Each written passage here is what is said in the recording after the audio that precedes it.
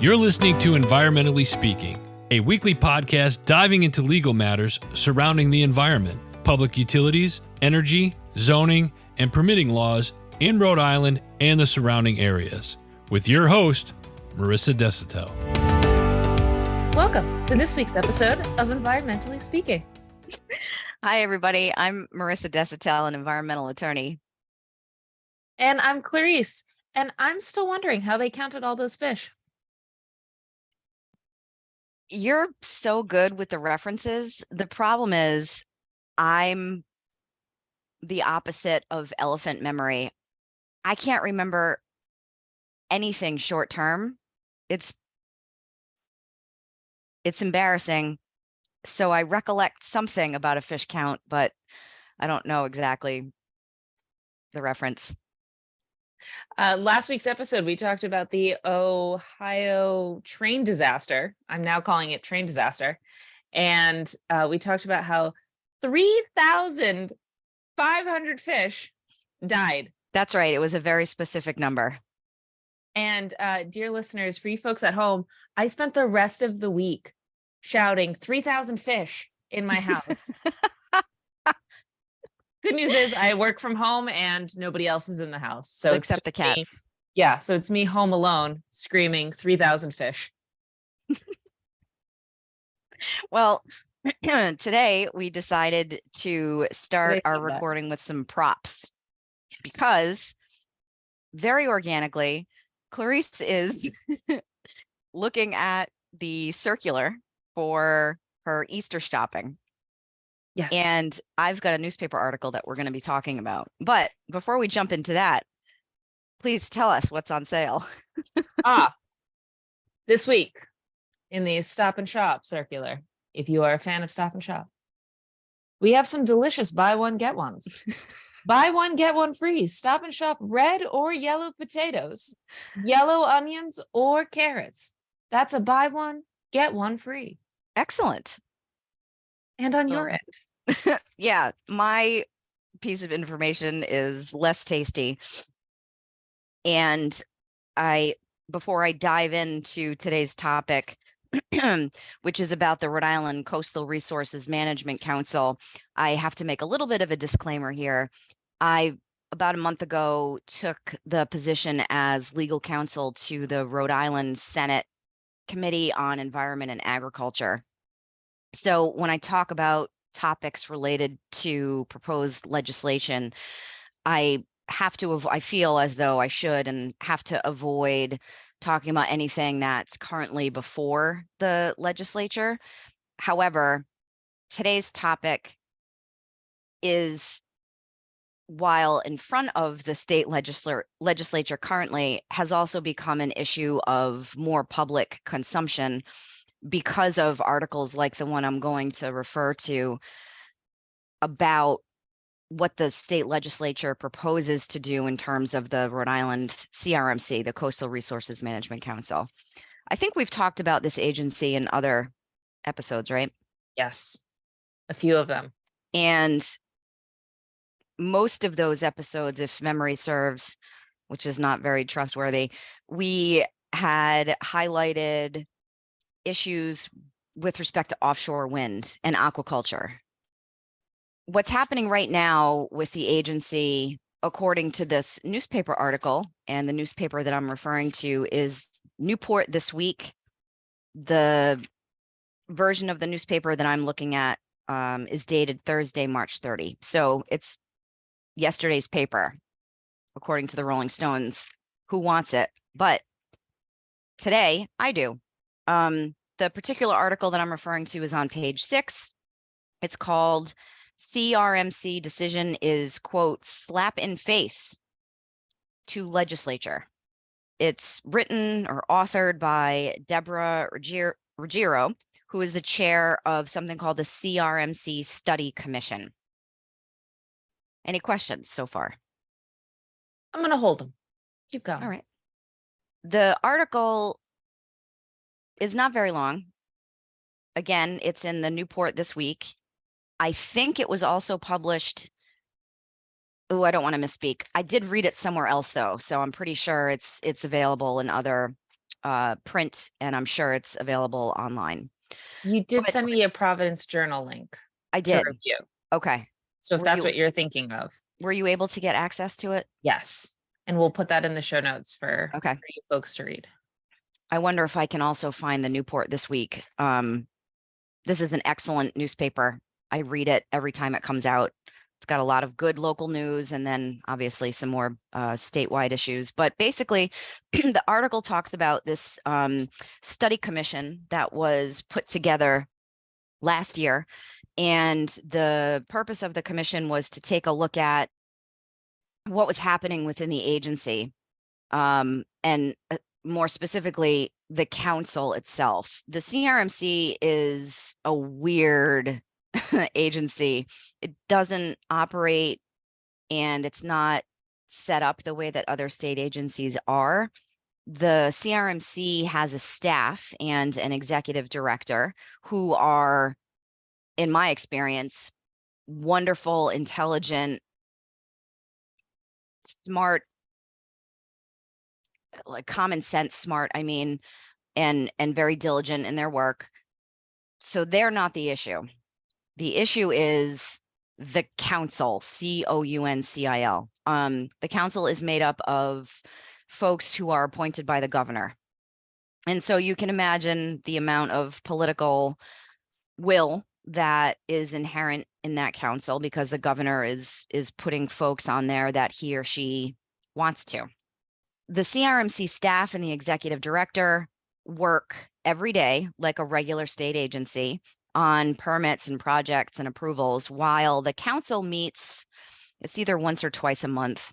And the setup is that the CRMC staff puts forth a recommended decision with supporting materials and testimony. And then the council can hear from members of the public, including a project applicant and people that are objecting to the application.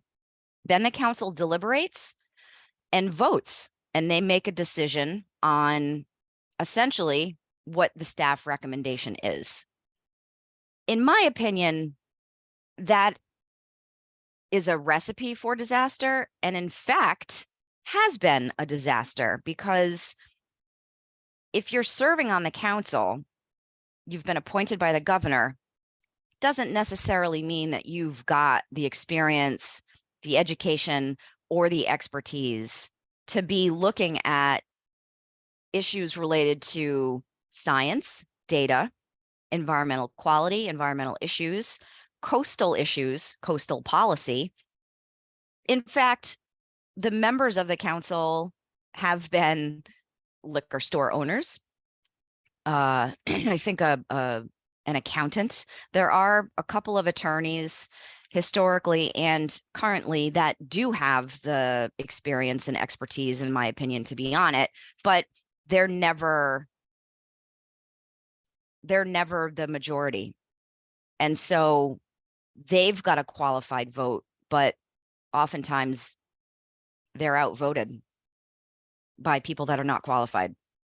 So let me stop there, because that's a lot of soapbox time, and tell me what you think about that. Well, now that you're off the soapbox, I'm going to hop on it. Ooh. How can you make decisions if you don't know if you don't have a full understanding of what you're deciding on? Mm-hmm. I mean, yep. How is that different from me looking under the hood of somebody's car and being like, sure, you need all of these different things, and I don't know what I'm looking at?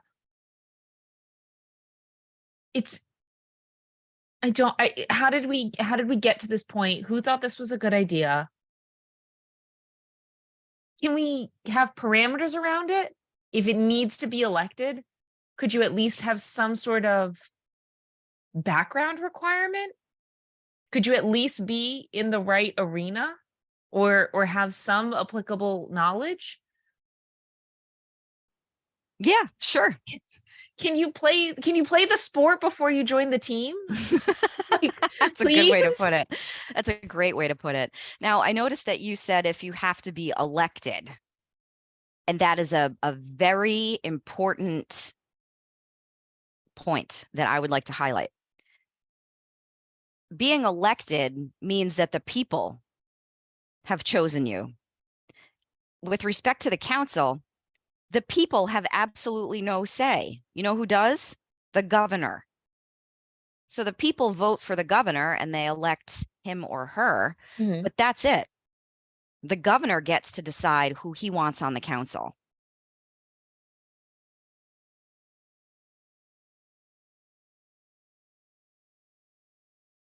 Oh, You didn't know that.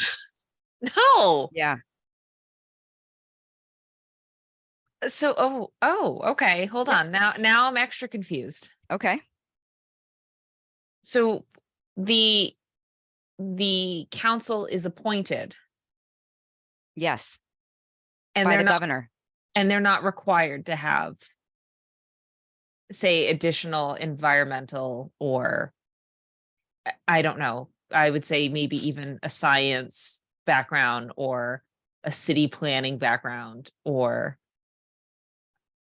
none of that. According to this article, it says, quote, the council members are politically appointed volunteers who are not required to have any expertise in environmental or coastal matters.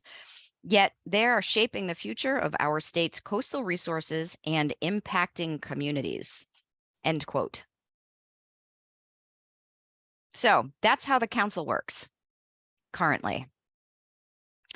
The article then goes, you have such a look of shock on your face right now. Why? Why are you there? It's Rhode Island. And it's been a point of frustration for some of my clients because it's so clearly not functioning. And now the legislature, outside of the work that I'm doing, is now writing articles about it and making an attempt to make some reform. The reason for the legislature being more vocal about the CRMC and writing articles into the newspaper and issuing press releases and formal statements about what's going on is because of a very recent action taken by the council. Now, remember, this is not the CRMC as an agency. This is the council, two separate bodies, two separate groups. The council, these folks appointed by the governor, decided to vote to overrule a staff recommendation that relates directly to the General Assembly's authority to provide oversight and decision-making in approving something called a submerged land lease. We've talked previously about something called a public trust doctrine, which means that the state holds title to navigable waters in trust for the people to use it for fishing, swimming, recreation, sunbathing, so on and so forth. So you've got the public trust doctrine. There's also something called the Submerged Land Lease Act in Rhode Island.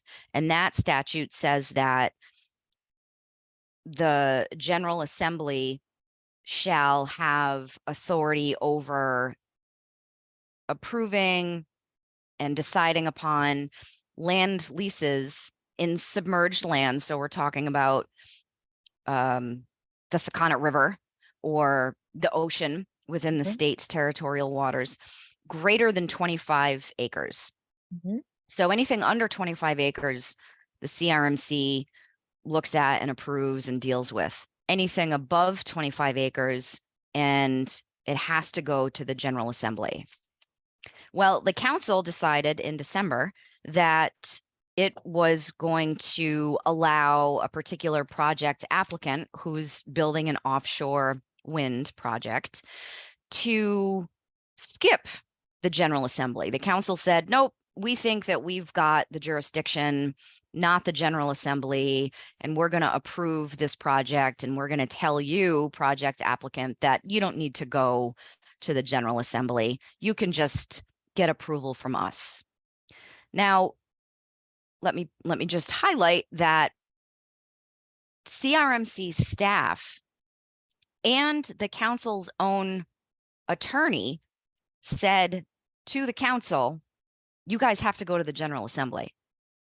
It was the council that deliberated and voted and said, nah, forget you, General Assembly. We're going to grant this lease. We don't think we think we have the power. So based on this article and the timing and how everything is playing out, that was like the straw that broke the camel's back. There were previous issues with the CRMC, major issues with the CRMC previously, but this was what really appears to be driving reform now with the council. This is some Bravo level drama. It's very dramatic. This is, yeah. Okay. So hold on. Let's back up just a little bit. So in my mind, CRMC does a lot of the technical work, has a lot of, so if we're going to break this down, CRMC is a place where you would have to apply for a job.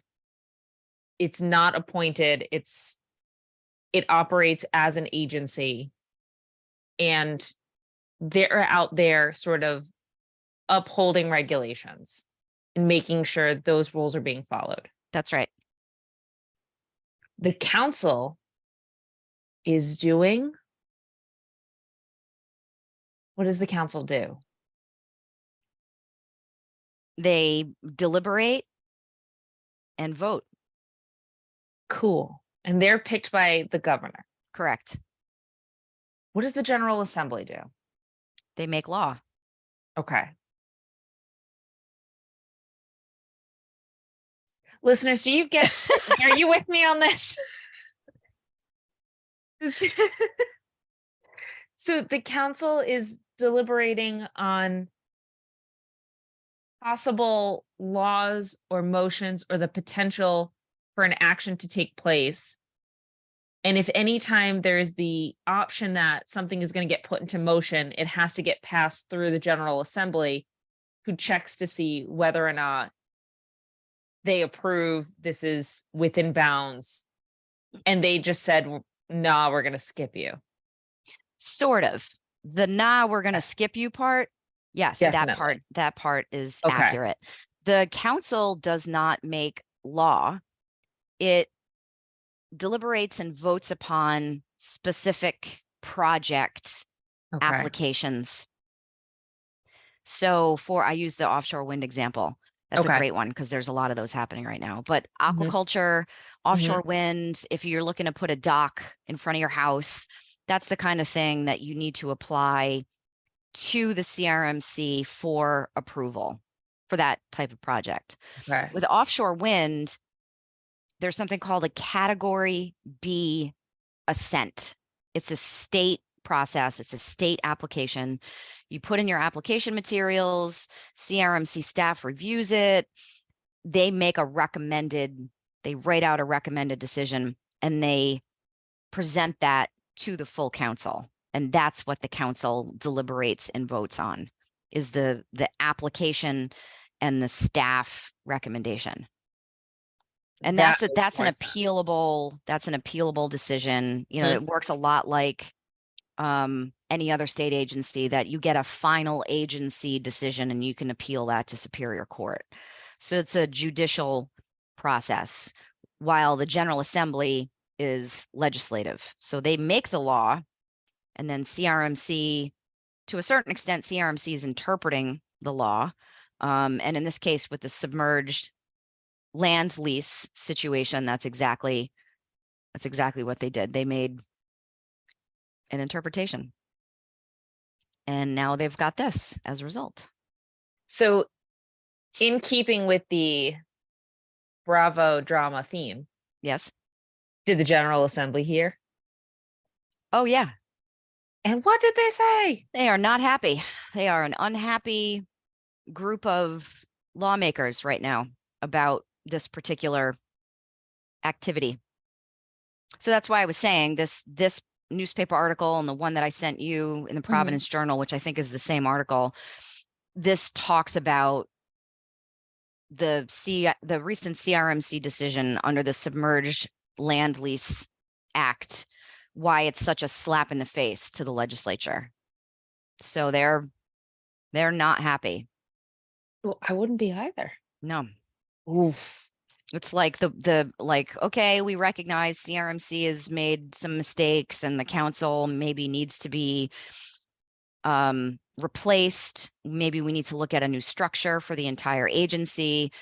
Maybe they need more attorneys. There's a lot of different options being considered, but I mean, some type of subject matter guidelines would be helpful if you're making these massive decisions about our coastlines, our oceans, what's going to be entailed.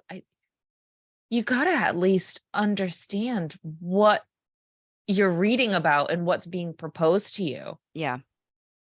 And I mean, just, I hate to say, like, some of the examples of the folks that you were talking about, you and I doing this podcast, I hate to say that I might have more exposure than them because I have very, very, very little exposure. And that's scary. Again, just a couple of ladies doing a podcast. And I don't think I should have more familiarity. And they should sort of be not necessarily an expert, but somebody who is comfortable having these conversations. Why can't they be an expert? Imagine that. All right. Yeah, let's shoot high. Experts would be nice. Yeah. Are they allowed to consult with experts? Can experts be brought in on stuff? That's another good question. Well, the expert really is the staff, the executive director, and all of the staff that works at CRMC. They're the experts. They're doing the work every single day. They're using the